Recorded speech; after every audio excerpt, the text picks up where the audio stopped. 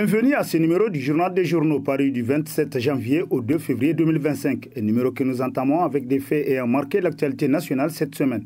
À cet effet, dissolution du bureau de la COLDEF, le rapport de l'audit de la gestion du pétrole au centre de la dissolution du bureau de la COLDEF, s'interroge l'hebdomadaire Le Courrier, qui nous apprend que des informations recueillies auprès d'une source des plus informées, la mésentente entre les membres majeurs évoquée au sein de l'opinion nationale pour expliquer le limogeage de 4 ténors de l'institution n'est qu'un écran de fumée. Il y aurait bien pire.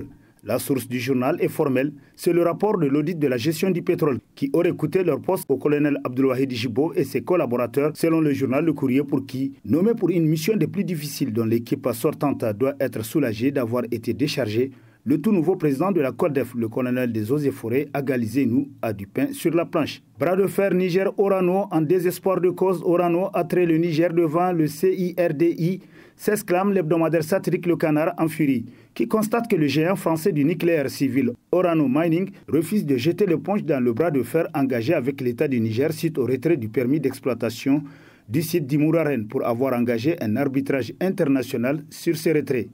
Aujourd'hui, sur le Centre international de règlement des différends relatifs aux investissements SIRDI, qu'Orano vient de saisir pour protester contre la nationalisation de sa filiale Somaïr. Dans cette nouvelle requête, Orano reproche à l'État du Niger des obstacles pour poursuivre ses activités extractives. La firme française demande la restitution de son stock d'uranium de 13 000 tonnes estimé à environ 163 milliards de francs CFA. Pourtant, Orano a affirmé produire quelques 2500 tonnes d'uranium par an au Niger, constate le satirique qui se demande « Mais comment est-il possible de disposer d'une telle quantité qui équivaudrait à la production de plusieurs années ?»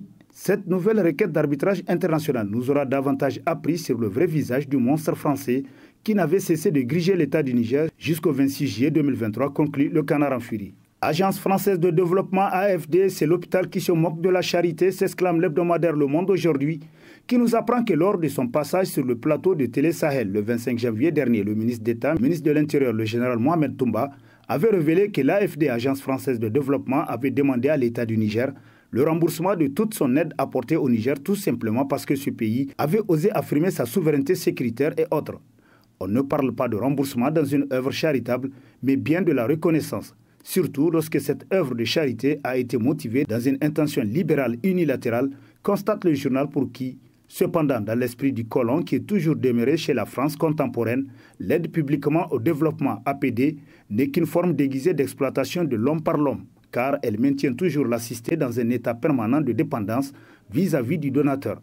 Demander à l'État du Niger le remboursement de son aide publique montre bien la petitesse, mieux la minabilité de la patrie de Molière, conclut Le Monde aujourd'hui. Le guetteur, quand l'administration publique se paxiste PAC, titre dans ses colonnes l'hebdomadaire Le Nouveau Républicain, pour qui l'administration publique étant le cadre propice ayant pour but d'administrer les affaires de l'État était autrefois sérieuse.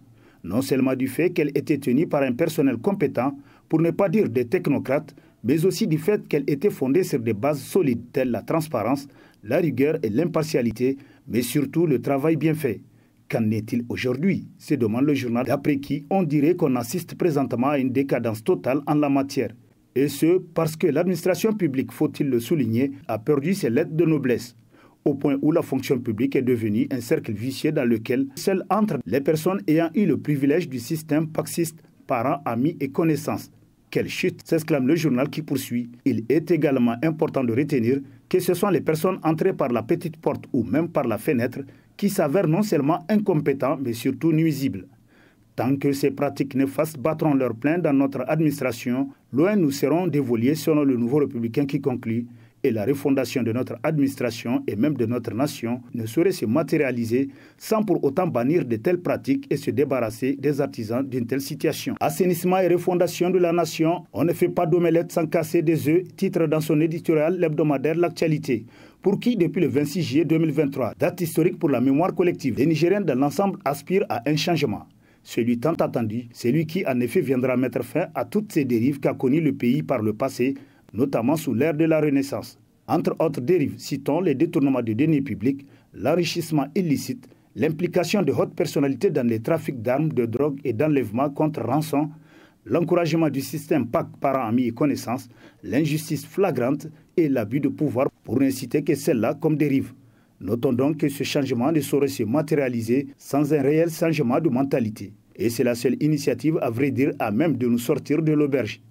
Et le bon Dieu voit et entend tout. En d'autres termes, il est au contrôle de tout. Agissons donc en toute équité si nous voulons bénéficier du soutien de Dieu et de sa bénédiction. Qui dit bénédiction, dit tout ce qui est bon et va avec, conclut l'actualité. Programme Kandaji, une feuille de route pour surmonter les défis et accélérer la réalisation optimisée du projet. Titre à sa une le bimensuel Le Témoin de l'Histoire, qui nous apprend que le 8 janvier 2025, l'hôtel Bravia de Niamey a abrité la cérémonie officielle de l'installation du comité ad hoc pour le programme Kandaji de régénération des écosystèmes et de mise en valeur de la vallée du Niger. Ce comité stratégique a pour mission de lever les obstacles entravant ce projet phare qui vise à régénérer les écosystèmes, améliorer la sécurité alimentaire et répondre aux besoins en eau et en énergie. Il faut dire que malgré son ambition, le programme fait face à des défis majeurs tels que la complexité du financement, la réinstallation de plus de 60 000 personnes et la coordination des infrastructures d'après le journal qui nous apprend davantage que le comité devra ainsi donc identifier les principaux obstacles freinant ce programme phare et proposer des solutions concrètes pour accélérer sa réalisation à travers l'élaboration d'une feuille de route claire et destinée à garantir la réussite de ce projet structurant essentiel pour le développement durable du Niger. Le programme Kandaji, c'est en effet une initiative porteuse d'espoir pour transformer la vallée du Niger en moteur de prospérité nationale, conformément aux vœux des plus hautes autorités du pays dans la quête de la pleine et entière souveraineté nationale et plus particulièrement sur les plans alimentaires et énergétiques selon le Témoin de l'Histoire. Crise syndicale, une décision de justice claire au centre d'interprétation malencontreuse, titre dans sa rubrique Nation, le bimensuel Levé Plus, qui s'exclame la Confédération nigérienne du travail CNT, victime d'un lynchage médiatique.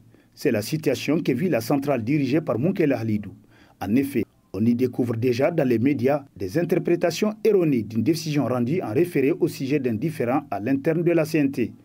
Le juge de l'urgence a jugé utile, conformément à la procédure engagée à son niveau, de rappeler des évidences qui font l'objet de manipulations dans le devoir de tromper l'opinion.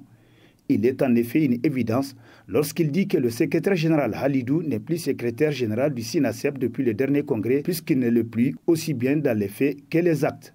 Il est aussi une évidence lorsqu'il dit que le CIMAC est membre fondateur de la CNT, puisqu'il l'est. Et au dernier congrès de la CNT, la plaignante a été élue au poste de 3e secrétaire général adjointe, ce qui est aussi vrai. Aucun de ces faits ne signifie que l'élection de Moukela Halidou à la tête de la CNT est illégale, constate le journal qui renchérit. Et voilà que la mauvaise foi aidant des interprétations mensongères annonce que le juge a placé la plaignante à la tête de la CNT. Qu'est-ce qui peut se cacher derrière ces mensonges? S'interroge Levé Plus pour qui l'avenir le dira et on ne perd rien à attendre. Afrique de l'Ouest, AES et la CEDEAO optent pour un divorce à l'amiable, titre entre autres à sa une l'hebdomadaire satirique Le Hérisson, pour qui, quoique le ton du discours et slogan scandé le mardi 28 janvier 2025 dans les rues de Niamey, Ouagadougou et Bamako ait été dur pour ne pas dire va-t-en-guerre, la Confédération des États du Sahel, AES et la CEDEAO optent finalement pour le divorce à l'amiable, au grand soulagement de leur population. Ce dépassement de soi ayant abouti à une séparation à l'amiable aura été certainement rendu possible grâce à des dirigeants comme le Sénégalais Bassirou Diomaye Faye et le Ghanéen John Dramani Mahama et bien d'autres animés par le même souci de préserver à tout prix des liens indestructibles entre les peuples ouest-africains tissés depuis des siècles selon le Hérisson. Confédération AES, officialisation du passeport dès le 29 janvier, titre dans sa rubrique à Coopération Niger Interhebdo, qui nous apprend que dans le cadre de la mise en œuvre de sa feuille de route, le président de la Confédération de l'Alliance des États du Sahel, AES, Son Excellence Assimi Goïta, a annoncé dans un communiqué le jeudi 23 janvier dernier la mise en circulation du tout nouveau passeport confédéral dès le 29 janvier 2025. Une date qui coïncide avec la date de sortie officielle du Burkina Faso, du Mali et du Niger de la CEDEAO. Toutes les dispositions utiles seront prises pour garantir l'effectivité de la libre circulation des personnes et des biens, a indiqué le général d'armée Assimi Goïta dans le communiqué rendu public à cet effet. Il a toutefois souligné que les anciens passeports demeurent valables jusqu'à leur date d'expiration, tel que rapporté par Niger Interhebdo. Gestion des affaires publiques, le Niger vivait dans un régime de sous-traitance intégrale, titre dans ses colonnes l'hebdomadaire Le Regard d'ici, pour qui, en affirmant péremptoirement que le Niger a été troqué pendant plusieurs décennies, l'on ne se trompe pas. Le pays sous des régimes démocratiques de 1990 à 2023 n'a laissé aucune possibilité de développement et une vie heureuse pour les citoyens. La sécurité, l'éducation, le développement à la base, le commerce national et international, les infrastructures routières, énergétiques, halieutiques, la santé publique, l'agriculture et l'environnement, Toutes les questions de souveraineté sont gérées de l'extérieur ou par des groupes d'individus triés sur la volée dans un environnement non sécurisé pour les populations nigériennes, selon le journal qui poursuit que dans le domaine de l'import-export, les commerçants grossistes sont en train de défier royalement l'État nigérien suite à la faiblesse de l'OPVN qui n'arrive pas à ravitailler les marchés en produits de consommation courante. Avec l'arrivée du CNSP au pouvoir en juillet 2023, les citoyens nigériens ont espéré un changement de paradigme dans la gestion de l'affaire publique. Ils ont surtout été renforcés dans leurs convictions par la naissance des concepts de l'Aboussani Zanciankassa. L'État nigérien peut reprendre tous ces domaines attribués à des particuliers pour remettre les agents au travail selon le regard qui conclut. C'est bien possible. Exercice bilan du ministre d'État Salifou Modi des propos qui enfoncent l'ancien président Bazoum Mohamed, titre dans sa rubrique Grifferie, l'hebdomadaire satirique La Griffe, pour qui il a fallu le passage du premier élève pour l'exercice bilan du gouvernement initié par la chaîne de télévision nationale RTN pour s'en rendre compte du niveau inquiétant de détérioration de la situation sécuritaire dans notre pays avant l'arrivée au pouvoir du CNSP. Une situation qui avait engendré la mort de centaines de nos vaillants soldats à Chinagoder, Inates, entre autres. On comprend mieux maintenant que c'est un système bien réfléchi et mis en place par des puissances étrangères qui est à l'origine de tout ce que nous avons connu de regrets, de remords et de carnage, notamment dans le cadre de la lutte contre le terrorisme au Niger avant la date désormais historique du 26 juillet 2023. Ces révélations du ministre de la Défense nationale chargent à n'en point douter l'ancien président de la République Bazoum Mohamed qui, à l'époque des faits, avait soutenu mordicus que les terroristes sont plus aguerris que nos forces de défense et de sécurité. Après les éloges, il avait même réussi plusieurs d'entre eux à son cabinet, nous rappelle le satirique qui conclut le manque de synergie et le désordre observé au sein de nos forces de défense et de sécurité sont sûrement la résultante du méchant système mis en place par les forces françaises déjà en connivence avec les terroristes. Présentation du bilan des ministres d'État du bric-à-brac communicationnel s'exclame pour sa part l'hebdomadaire L'Autre Républicain qui nous apprend que le président du CNSP, chef de l'État, le général Tchani, a décidé de soumettre ses ministres à un exercice de redevabilité en présentant le bilan de la mise en œuvre de leur lettre de mission.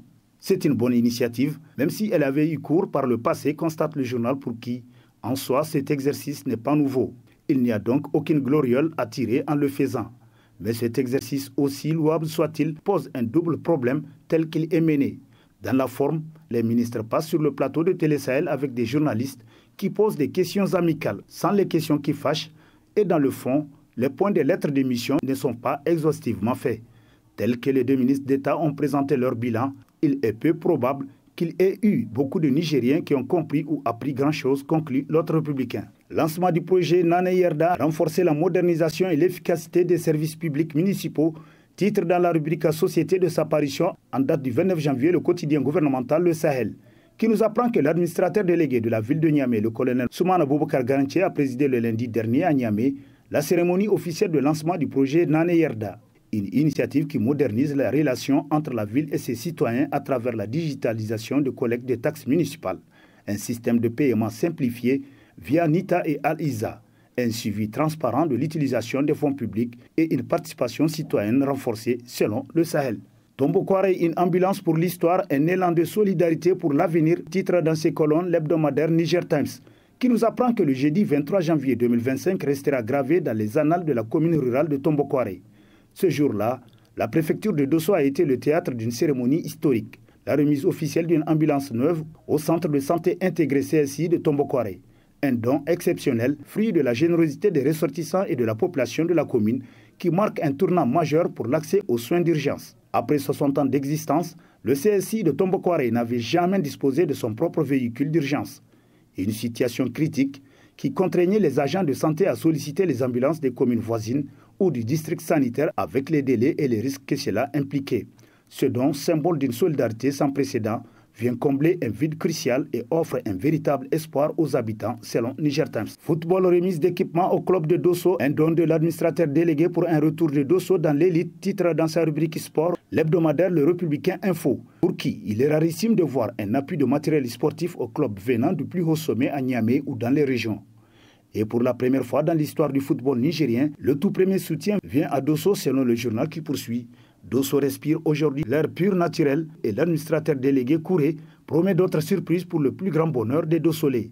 C'est sur fond personnel que l'administrateur délégué Moussa Kouré a fait la commande suivie de la donation à 5 clubs de la ville de Dosso, nous apprend le Républicain Info qui conclut Un exemple à suivre par les autres autorités de nos régions. Football, candidature du colonel-major Djibril Lahima, validé, titre dans sa rubrique sport. L'hebdomadaire Écho du Monde qui nous apprend que le mercredi 12 mars 2025, les 6 représentants africains seront connus.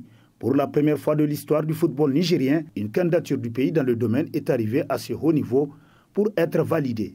La CAF a le plaisir de vous informer que la commission de contrôle de la FIFA vous a déclaré éligible à l'élection du Conseil de la FIFA lors de la 14e Assemblée générale extraordinaire de la CAF qui aura lieu le 12 mars 2025 au Caire en Égypte. Nous vous souhaitons le meilleur.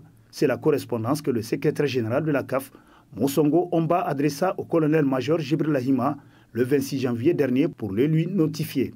La rédaction présente ses vives félicitations au candidat du Niger et lui souhaite bonne chance pour la suite, conclut Écho du Monde. Et sur ce, prend fin le présent numéro de la revue de presse. Prochain rendez-vous, plaise à Dieu dans une semaine, avec toujours la même passion de vous servir. Bonne lecture et au revoir.